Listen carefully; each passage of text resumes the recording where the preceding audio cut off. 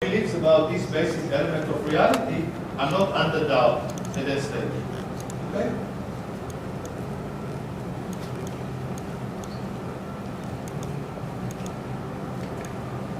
What is under doubt? Everything, the belief that we combine from these beliefs. And the beliefs that we combine from this belief are beliefs that we have in physics, astronomy, medicine, and so on. Because it's belief about more composite objects. Like, for instance, about human beings. Human beings are composite objects. Stars are composite objects. Okay? So, Descartes, by thinking about the way the mind perceives and the way, and the question of how dreams challenge our knowledge, basically come to the conclusion that there is a distinction between the mathematical sciences, the so-called mathematical sciences, and the natural sciences. That the natural sciences are to be less trustworthy.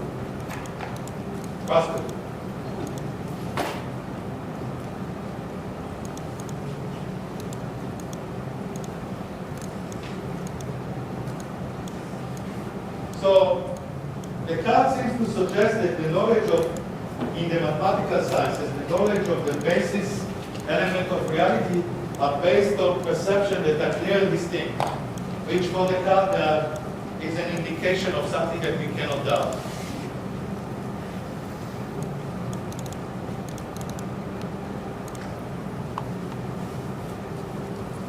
So the beliefs about geometrical, this basic element of reality are clear and distinct, and therefore they are not to be doubted, not at least, not because of dreams. But on the other hand, physics, astronomy, etc., are based on sense perception, which are not clear and distinct to the same degree, because they are more complicated. They are not perception of basic elements of reality, they are combination of these basic elements. We can combine them, the mind can combine them in the wrong way.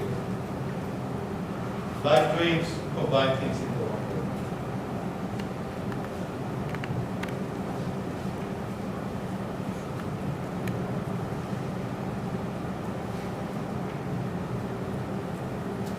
Okay. So, as we said, so physics, astronomy, medicine, etc., are to be less trusted than arithmetic and geometry.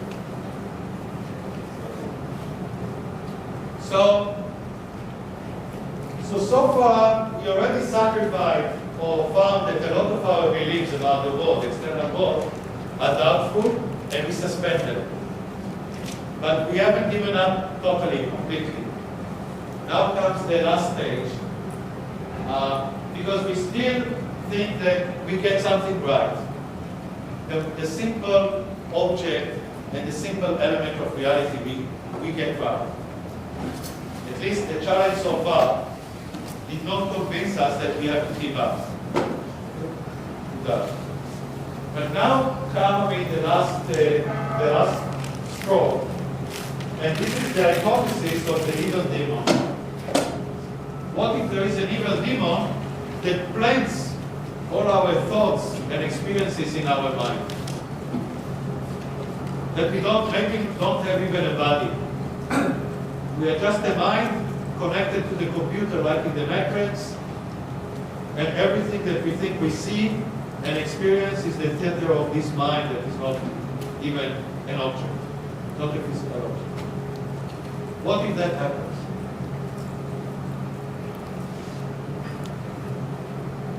The evil demon could cause Descartes to have the experiences that he would have had in a world with a reliable senses, yet it's all planted, there is no such a world. Then there is a good reason to doubt all beliefs about the external world, including the more basic.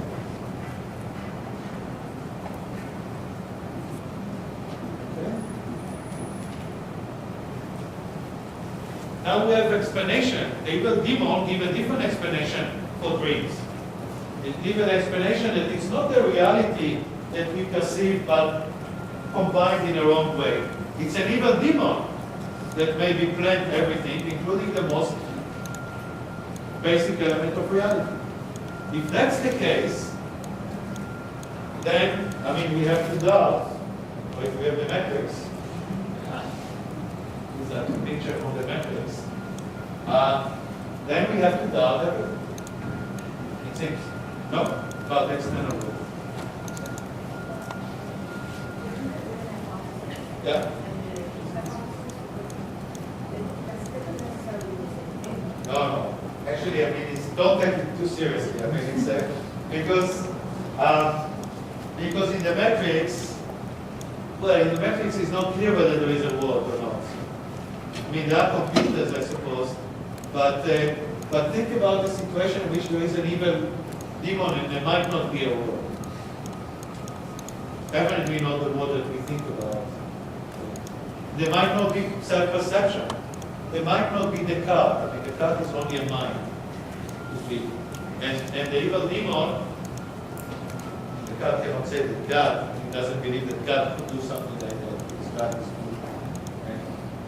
But the evil demon could plant all these beliefs and experiences, and if that's the situation, then there is no basis to say that we can get anything right about reality, of the external world. So, the evil demon hypothesis is more challenging for knowledge than the dreams because it suggests a causal mechanism or explanation that would render all Descartes' beliefs about the external world, including dreams, as faulty. And remember, it's not that Descartes really thinks that there is such an evil demon. He's not judging whether his beliefs are true or false. But he has no way to exclude this hypothesis beyond doubt. Remember, it's enough that there is doubt. Once there is doubt, Descartes has to suspend his beliefs. So it's enough that there is a doubt that such an evil demon, slightest doubt that there might be such an evil demon that plants the beliefs in Descartes' mind, it's enough to put into doubt all beliefs about external world.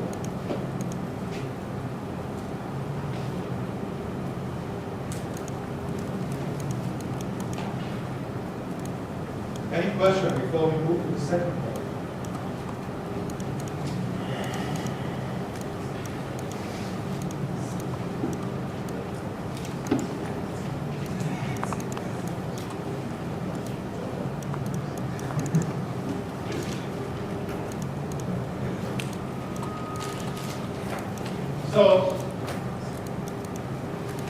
So the first meditation ends quite pessimistic. Descartes seems to have hard time finding anything that is beyond doubt. Remember, if there is no basis that is beyond doubt, then the whole project would collapse. So let's see what Descartes does next.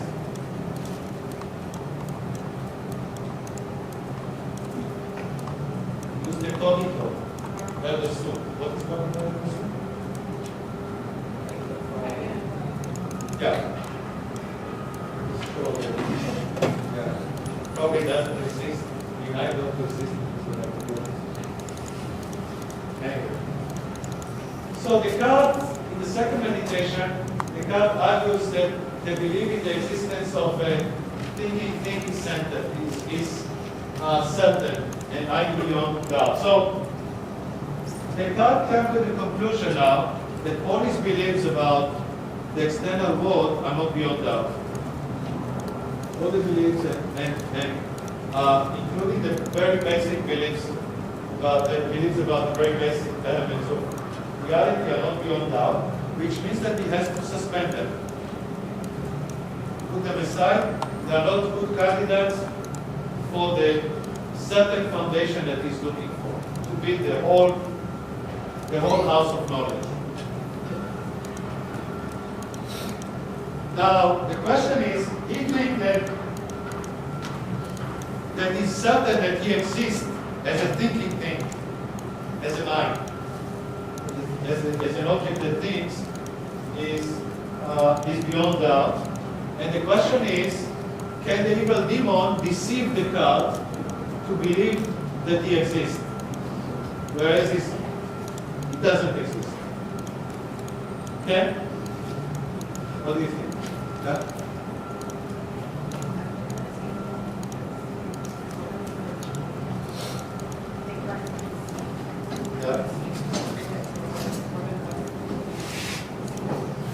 Yeah, you know, I mean, that's the kind of the intuition here is that if Descartes, I mean, in order to deceive Descartes, Descartes has to exist as a thinking. So it's illogical, it seems illogical to say that Descartes is deceived to think that he doesn't exist, because then, I mean, what is the thing that is deceived?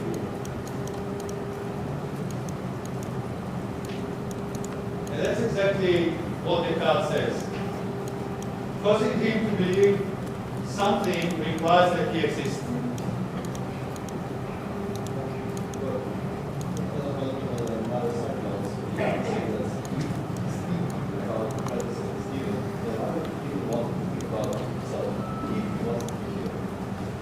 So if this new demon was trying to believe in himself, why would he make Descartes think about things in the first place? That he would try to hide himself from the construction. We don't know if there is an evil demon. Right, but if there was, that's probably he would try to hide it. Right? So in that case, he would Yeah, maybe, you know, maybe he hide it very well. That's the reason why Descartes doesn't realize whether it's in reality or not. I mean, it's not, the issue is everything is Descartes does consider possibilities. So he considers possibility of the existence of evil demon. He doesn't know that such an evil demon exists. He's actually, I mean, trying to show that he cannot exist. Yeah, but so he can show that he cannot exist by saying that the demon, if he did exist, saying the possibility, then probably the demon will not allow himself to be caught up in anybody's mind. I don't know, I mean, you know, I'm not an evil demon, so I don't know, like, you know, how evil demons think or operate. But it's, I mean, it's just a possibility. I mean, you know, it's true that if the evil demon wants to be even more evil, he may have this mechanism of actually steering the thoughts of the car. I was thinking now with all our different thoughts. Yes. What Descartes thought, they could probably have more straightforward way of thinking. I don't know. Yeah, I don't know, because, I mean, there is the view, Descartes here is like walking on a very thin ice in a sense, because, I mean, there is the view that God would not allow something like that.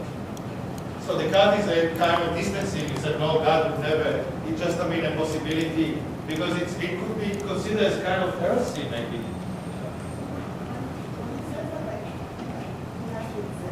Yeah. Oh, exists as a thinking thing. That's the next thing. I mean, Descartes cannot assume that he has a body, because it's not clear that he has senses. He exists as a thinking thing, as a mind. It's not anybody. He cannot know that he has. He cannot know that he has hands, that he has a body, that his body is connected to his mind. It's just the only thing that he can think, that if he thinks that he's deceived, and he thinks that there is a demon, then he must exist as this thinking thing. It's very minimal. The body is part of the external world. I mean, at that point, Descartes has nothing to say about it. It's just the mind.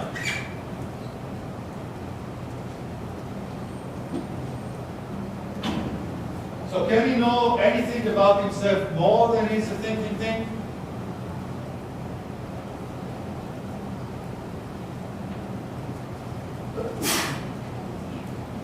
Let's see what he can know. So, the term thinking thing actually covers quite a bit. I think that thinks, what is that? That's the card. I think that doubts, understands, affirms, denies, is willing, unwilling, and also imagine, and has sensory perception. Here it means that he has the illusion or the imagination of sensory perception.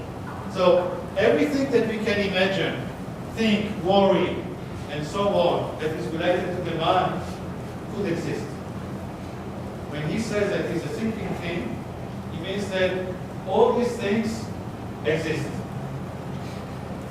For instance, the illusion that I perceive. There's a mind, I mean, it exists even if everything that I illusion, even if the object of my illusion don't exist. Okay? So, the card being all the experiences that we have, all the experiences that we have, all the thought, all the worries, everything like that can exist. The evil demon does not question this, does not undermine the belief in their existence. They might not reflect anything of reality, but they exist. If I'm worried, then it exists, even if the object of my worry don't exist and they are all totally far-fetched. Still, I have to worry as a thinking thing. So all these things are things that exist. What you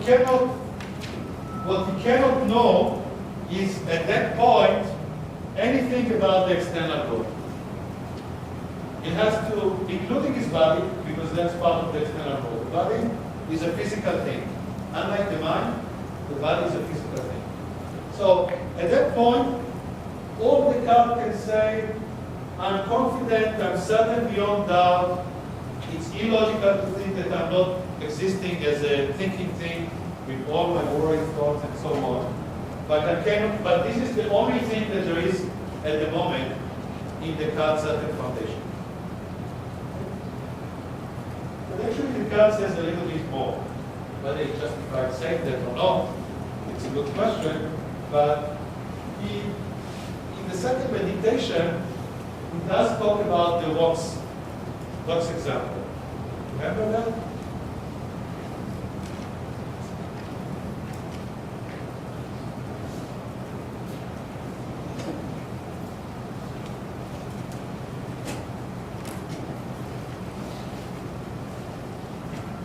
So, what Descartes has in mind when he talks about the rocks is he's trying to see how we perceive the existence of objects beyond the properties of these objects.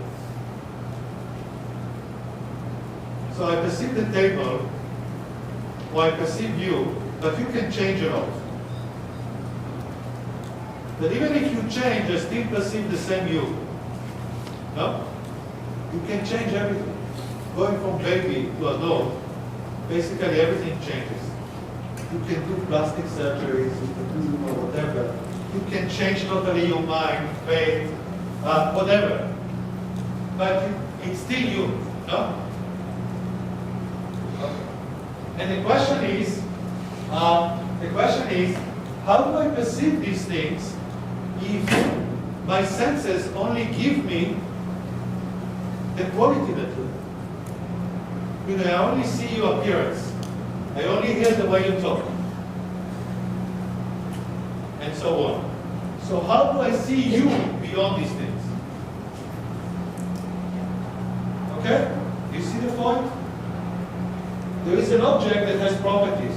How do you see the object itself beyond the properties, not through the properties that the object has? And that's the wax example. The wax, when you put it in the fire, changes all its qualities. Oh.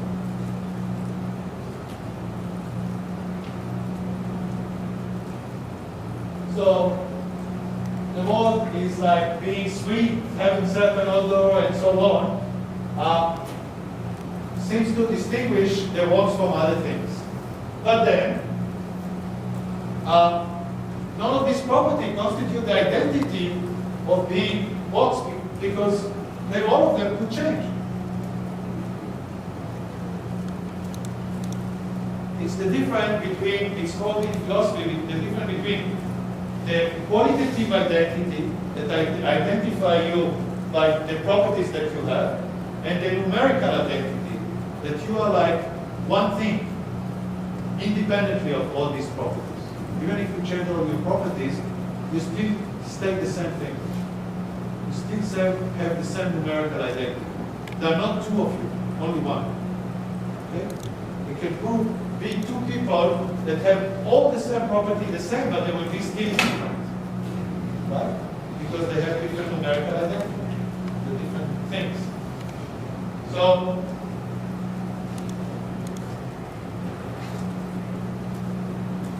the question is, how can human perceive objects beyond their properties? Because it seems that we do. It seems that we can track objects even if they change all their qualities. No?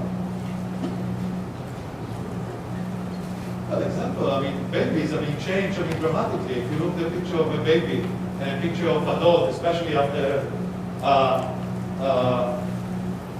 plastic surgeries, okay, there are no similarities. It's very popular in Hollywood, for instance. Some people totally constructed themselves or reconstructed themselves. So, but they're still the same people. I don't know, I read about Cher. She's made, dozens of, operations, but she's still Cher. She's still the same person. So that's the question. We're running out of time, so think about this question, and we will talk about it next time. And also, read Hume on induction. Again, Hume, like the card, is not easy, but try as much as you can